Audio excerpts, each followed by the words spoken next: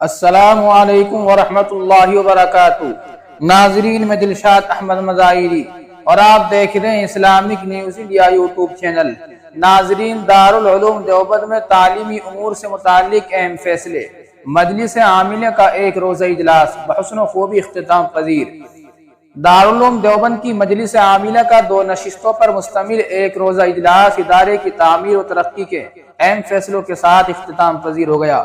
اجلاس میں دارالعلوم دیوبند کے محتمم و شیخ الحدیث مولانا مفتی ابوالقاسم نعمانی، صدر المدرسین مولانا سید ارشد مدنی کے علاوہ رکن پارلیمنٹ مولانا بدر الدین اجمل القاسمی، مفتی محمد اسماعیل مالیگاؤ، مولانا رحمت اللہ کشمیری، مولانا انوار الرحمن بجنوری، مولانا محمود راجستھانی شریک ہوئے، جبکہ مجلس عاملہ کے رکن مولانا ملک محمد ابراہیم کسی عذر کی وجہ سے شریک اجلاس نہ ہو سکے، جبکہ عاملہ کے ایک اہم رکن مولانا عبدالعلیم فاروقی رحمہ اللہ لکھنؤ کا گزشتہ ماہ علالت کے باعث انتقال ہو گیا تھا۔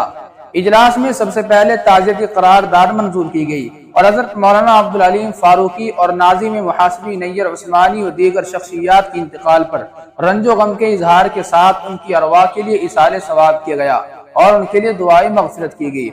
مجلس عاملہ کے اجلاس میں حسب معمول اجلاس مجلس شورا منعقدہ ماہ شعبان سن 1445 ہجری کی کارروائی کی خواندگی عمل میں آئی اور خواندگی کے دوران زیر غور مسائل پر غور کیا گیا۔ اجلاس میں مجلس تعلیمی کی رپورٹ پیش کی گئی اور تعلیم سے متعلق امور پر اہم فیصلے لیے گئے۔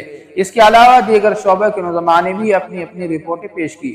اجلاس میں دارالعلوم دیوبند کے تعمیر و انتظامی امور پر بھی غور و خوض ہوا اور ضروری فیصلے لیے گئے۔ اس دوران نئے تعلیمی سال کے آغاز کے سلسلے میں متفق طور پر کچھ نئے ضوابط کو منظوری دی گئی۔